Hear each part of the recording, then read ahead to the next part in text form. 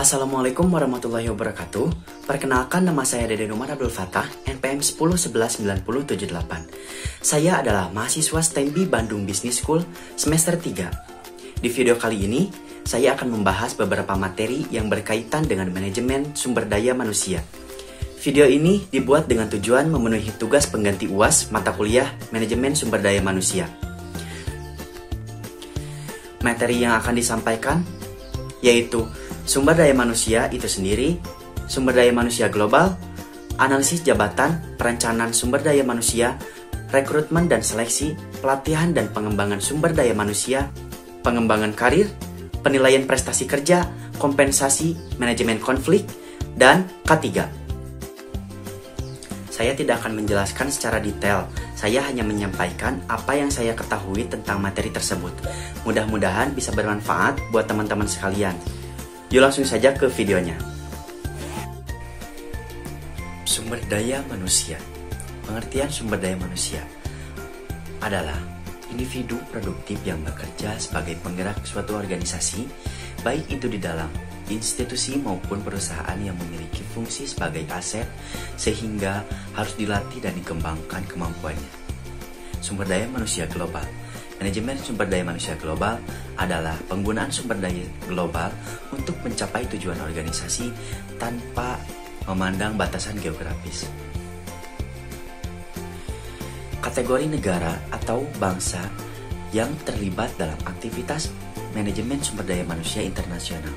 Yang pertama, negara tuan rumah atau host country, di mana sebuah cabang dapat ditempatkan. Negara asal atau home country, di mana perusahaan itu memiliki kantor pusat. Negara-negara lain yang mungkin menjadi sumber tenaga kerja modal dan input lainnya. Tantangan sumber daya manusia dalam bisnis internasional. 1. Penyebaran. Menempatkan keterampilan yang tepat sesuai kebutuhan dengan mengabaikan letak geografisnya. 2. Diseminasi pengetahuan dan inovasi. Penyebaran ke seluruh organisasi dengan mengabaikan asalnya. 3. Identifikasi dan pengembangan bakat secara global, mengenali siapa yang memiliki kinerja terbaik dan mengembangkan kemampuannya. Jenis-jenis organisasi global. 1. Beroperasi di seluruh dunia impor dan ekspor, menjual dan membeli barang dan jasa dengan organisasi di negara-negara. 2. Perusahaan multinasional, sebuah organisasi yang memiliki unit operasi yang berlokasi di negara-negara asing. 3. Operasional global, sebuah organisasi yang memiliki unit-unit perusahaan di beberapa negara yang digabungkan menjadi satu. Analisis jabatan. Analisis jabatan adalah suatu cara, prosedur dan kegiatan yang dilakukan untuk mengumpulkan dan menganalisasi informasi tentang pekerjaan berupa deskripsi pekerjaan, indikator pekerjaan, pendidikan dan kompetensi yang diperlukan, prosedur operasi melaksanakan pekerjaan, hasil pekerjaan serta kompensasi dan penilaian pekerjaan. Analisis jabatan memberikan informasi berharga bagi perusahaan, antara lain penentuan strategi penarikan, seleksi, penilaian kerja, pelatihan dan pengembangan, desain dan redesain jabatan, dan perencanaan SDM.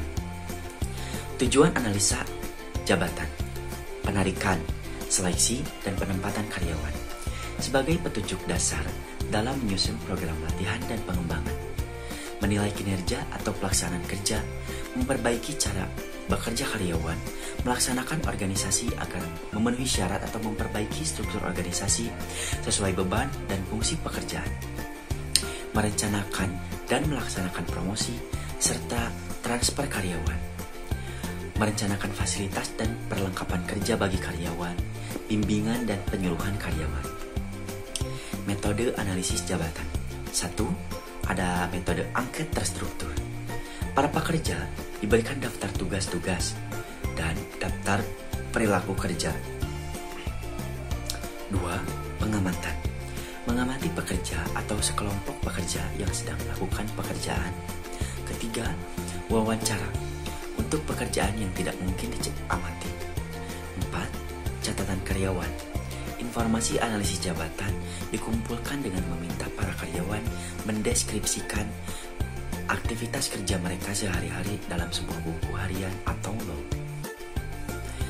Perencanaan SDM, proses yang secara sistematis mengkaji keadaan sumber daya manusia untuk memastikan bahwa pekerja dengan jumlah dan keterampilan yang tepat akan tersedia pada saat mereka dibutuhkan. Perencanaan sumber daya manusia juga bisa diartikan sebagai proses penentuan jenis, kualitas, atau kualifikasi, dan jumlah atau kuantitas pekerja yang sesuai dengan kebutuhan organisasi di masa depan. Faktor-faktor yang memunculkan permintaan SDM. Faktor eksternal. Yang pertama ada perekonomian, sosial, politik, hukum, teknologi, pesaing. Berikutnya, faktor organisasi. Rencana strategis, anggaran,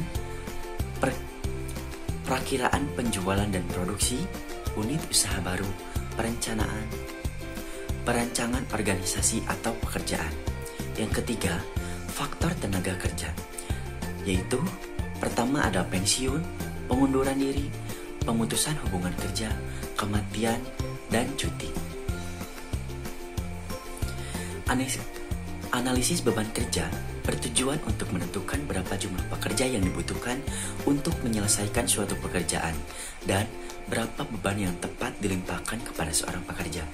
Dengan kata lain, analisis ini adalah proses untuk menetapkan jumlah jam kerja dalam waktu tertentu, membagi isi pekerjaan yang harus diselesaikan dengan hasil kerja rata-rata satu orang. Analisis tenaga kerja bertujuan untuk menetapkan kebutuhan tenaga kerja yang digunakan untuk dapat mempertahankan keseimbangan sebuah perusahaan. Sistem informasi sumber daya manusia atau Human Resource Information System. Setiap pendekatan yang tertata dan sistematis untuk memperoleh informasi yang relevan dan tepat sebagai dasar untuk mengambil keputusan di bidang sumber daya manusia. Manfaat SISDM. Yang pertama adalah meningkatkan akses terhadap data sumber daya manusia. Yang kedua, melancarkan dan membakukan proses-proses. Ketiga, menyediakan data yang lebih konsisten dan akurat. Yang keempat, menciptakan profil internal yang lebih baik bagi Departemen Sumber Daya Manusia. Fungsi dasar SISDM. 1. Menyimpan rincian data pribadi karyawan. 2. Menyimpan rincian data pekerjaan karyawan. 3. Membuat laporan yang meringkas berbagai aspek informasi di atas. Komponen pokok sebuah informasi sistem. Yang pertama, on time. Yang kedua, eksak. Yang ketiga, simple. Yang keempat, relevan. Yang kelima, complete. Lalu materi berikutnya yaitu rekrutmen dan seleksi. Rekrutmen adalah proses penarikan sekelompok kandidat untuk mengisi posisi yang kosong. Seleksi merupakan proses pemilihan orang-orang yang memiliki kualifikasi yang dibutuhkan untuk mengisi lowongan pekerjaan di sebuah organisasi atau perusahaan. Sumber dan metode rekrutmen. Sumber-sumber rekrutmen adalah tempat di mana para kandidat yang memenuhi syarat berada, seperti perguruan-perguruan tinggi dan organisasi pesaing. Metode-metode rekrutmen adalah cara spesifik yang digunakan untuk menarik para staf potensial ke dalam organisasi seperti rekrutmen online. Sumber internal. Yang pertama ada promosi. Yang kedua ada transfer.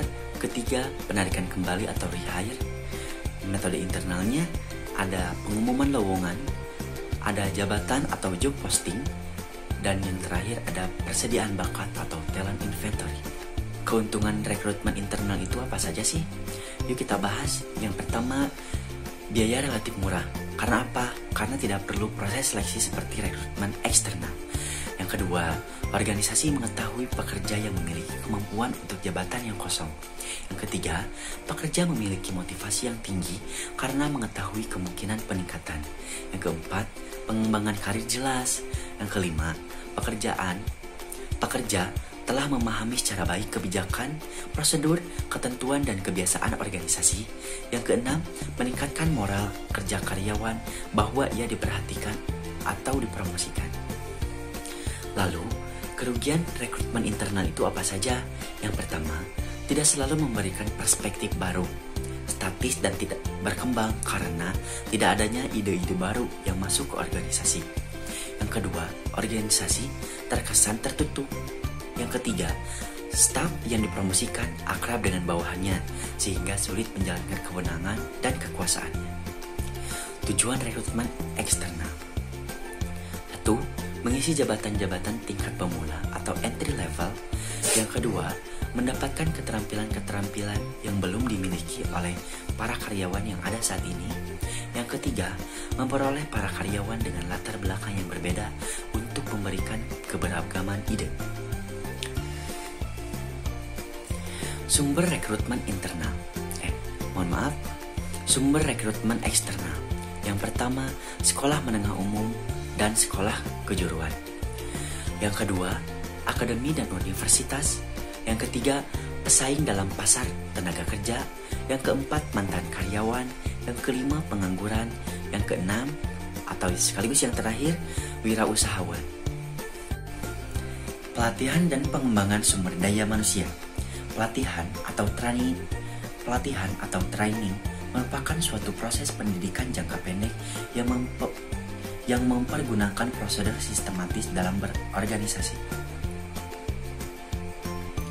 Pegawai non-manajerial mempelajari pengetahuan dan keterampilan teknis dalam tujuan yang terbatas. Pengembangan merupakan suatu proses pendidikan jangka panjang yang mempergunakan prosedur sistematis dan terorganisasi. Diterapkan kepada pegawai manajerial yang mempelajari pengetahuan konseptual dan teoritis untuk mencapai tujuan yang umum. Tujuan pelatihan dan pengembangan antara lain 1. Meningkatkan penghayatan jiwa dan ideologi. 2. Meningkatkan produktivitas kerja. 3. Meningkatkan kualitas kerja. 4. Meningkatkan ketetapan perencanaan sumber daya manusia. 5. Meningkatkan sikap moral dan semangat kerja. 6. Meningkatkan rangsangan agar pegawai mampu berprestasi secara maksimal. 7. Meningkatkan kesehatan dan keselamatan kerja. 8. Menghindarkan keusangan atau obsolescence. 9. Meningkatkan perkembangan pribadi pegawai. Prinsip-prinsip perencanaan pelatihan dan pengembangan. Materi harus diberikan secara sistematis dan berdasarkan tahapan-tahapan. Tahapan-tahapan tersebut harus disesuaikan dengan tujuan yang hendak dicapai. Penatar harus mampu memotivasi dan menyebarkan respon yang berhubungan dengan rangkaian materi pelajaran. Adanya penguat atau reinforcement guna membangkitkan respon positif dari peserta. Menggunakan konsep pembentukan atau shaping perilaku. Pengembangan karir. Karir adalah seluruh pekerjaan yang dilalui selama masa kerja. Manajemen karir adalah upaya yang dilakukan untuk memenuhi dan atau mencapai jabatan tertentu. Jalur karir adalah pola pekerjaan yang membentuk karir seseorang. Tujuan karir adalah posisi di waktu yang akan datang, di mana seseorang berusaha mencapainya. Perencanaan karir adalah proses seseorang memilih tujuan karir dan jalur menuju tujuan karir tersebut. Pengembangan karir adalah peningkatan pribadi yang dilakukan seseorang untuk mencapai rencana karir. Bimbingan karir adalah sarana bantu dalam menganalisa hambatan, key faktor dalam pencapaian karir. Komponen utama karir. Yang pertama jalur karir, yang kedua tujuan atau sasaran karir, yang ketiga pengembangan karir, yang keempat perencanaan karir, yang kelima manajemen karir, yang keenam konseling karir. Melalui perencanaan karir, seseorang mengevaluasi kemampuan dan minatnya, mempertimbangkan berbagai peluang karir, menetapkan tujuan karir dan merencanakan kegiatan-kegiatan pengembangan yang bersifat praktis. Keuntungan perencanaan karir. 1. Memadukan strategi dengan persyaratan penempatan internal pegawai. 2. Mengembangkan karyawan yang pantas dipromosikan. 3. Menurunkan pergantian atau perputaran karyawan. 4. Mendorong pertumbuhan kepribadian. 5. Memberikan kepuasan guna pemenuhan kebutuhan pegawai. 6. Mengungkap potensi karyawan. 7. Mengurangi penimbunan. 8. Membantu terwujudnya rencana kerja yang jelas. Penilaian prestasi kerja.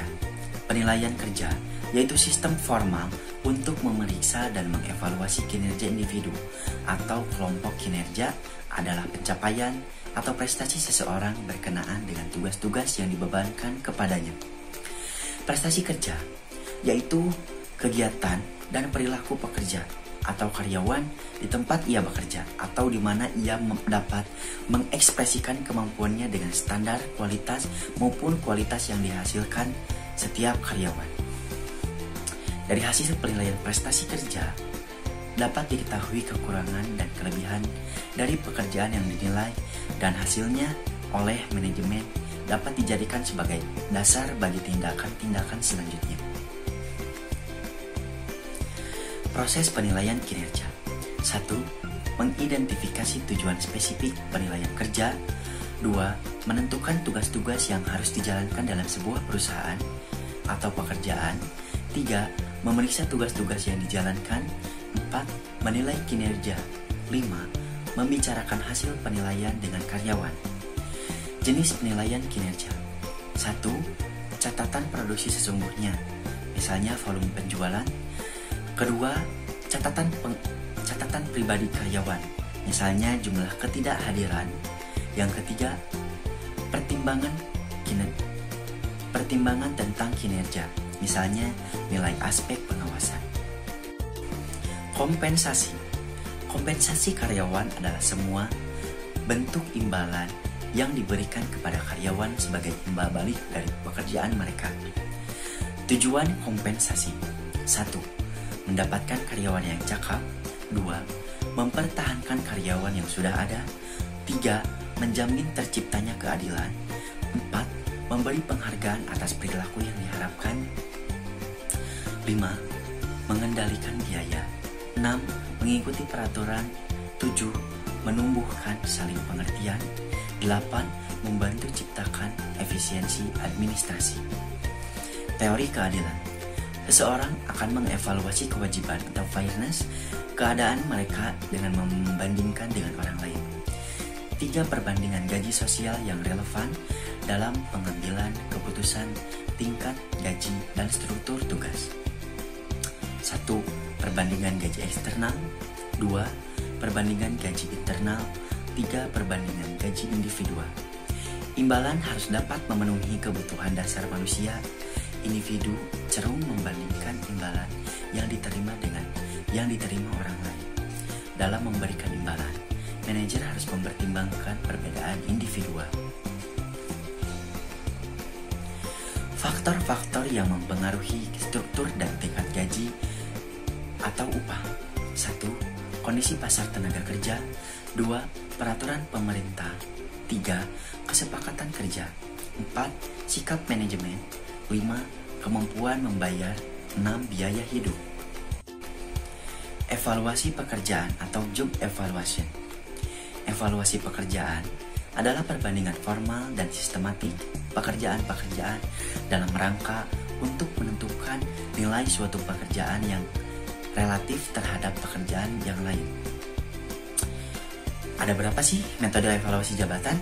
Yaitu ada 4. Yang pertama, job ranking atau ranking system. Yang kedua, job grading atau classification system. Yang ketiga, factor comparison system. Dan yang terakhir, point system. Manajemen konflik. Konflik sebagai suatu perselisihan atau perjuangan yang timbul bila keseimbangan antara perasaan, pikiran, hasrat, dan perilaku seseorang terancam. Manajemen konflik yaitu penggunaan teknik-teknik resolusi dan stimulasi untuk meraih level konflik yang diinginkan. Jenis-jenis konflik. Yang pertama, konflik fungsional, yaitu konflik yang mendukung pencapaian tujuan organisasi dan memperbaiki kinerja kelompok. 2. Konflik disfungsional, yaitu konflik yang merintangi pencapaian tujuan organisasi. Faktor timbulnya konflik. Yang pertama, komunikasi. Kedua, organisasi. Yang ketiga, variabel pribadi. Yang keempat, pengendalian diri. Yang kelima, hidup sehat. Yang keenam, struktur organisasi. Yang ketujuh, kepribadian pemimpin. Yang kedelapan, iklim atau suasana kelompok. Yang kesembilan, kebijakan dan prosedur yang memadai dan jelas. Kesehatan dan keselamatan kerja atau K3. K3 biasanya selalu ada di setiap perusahaan baik perusahaan kecil maupun perusahaan besar. K3 itu sendiri merupakan usaha untuk mencegah setiap perbuatan atau kondisi tidak selamat yang dapat mengakibatkan kecelakaan dalam pekerjaan, baik dari perusahaan maupun dari pekerja itu sendiri. Tujuan K3, mencegah terjadinya kecelakaan kerja dan penyakit. Kedua, melindungi kesehatan tenaga kerja. Yang ketiga, meningkatkan efisiensi kerja. Yang keempat, sumber-sumber produksi dapat berjalan secara lancar tanpa adanya hambatan. Penyebab kecelakaan kerja. 1. Perilaku yang tidak aman melingkupi sembrono atau tidak hati-hati, tidak mematuhi peraturan, tidak mengikuti standar prosedur kerja, tidak memakai alat pelindung diri atau badan, kondisi badan yang lemah. Jadi kalau misalnya teman-teman sekalian dalam kondisi badan yang lemah, jangan terlalu memaksakan untuk melakukan pekerjaan yang berat, karena itu akan menimbulkan sedikitnya kecelakaan kerja. Kondisi lingkungan yang tidak aman. Lalu, kondisi lingkungan yang tidak aman termasuk di dalamnya lingkungan dan alat-alat yang digunakan. Demikian penjelasan yang dapat saya sampaikan. Semoga bermanfaat bagi teman-teman sekalian. Semoga juga bermanfaat bagi teman-teman yang menonton video saya. Mohon maaf apabila penjelasan saya kurang jelas atau tidak menarik, dan kemampuan saya masih terbatas karena saya dalam proses belajar. Dan kepada ibu dosen, mohon untuk bimbingannya agar saya bisa mempelajari lebih luas lagi akan materi yang dipelajari dalam mata kuliah ini. Sekali lagi mohon maaf dan terima kasih. Akhir kata, wassalamualaikum warahmatullahi wabarakatuh.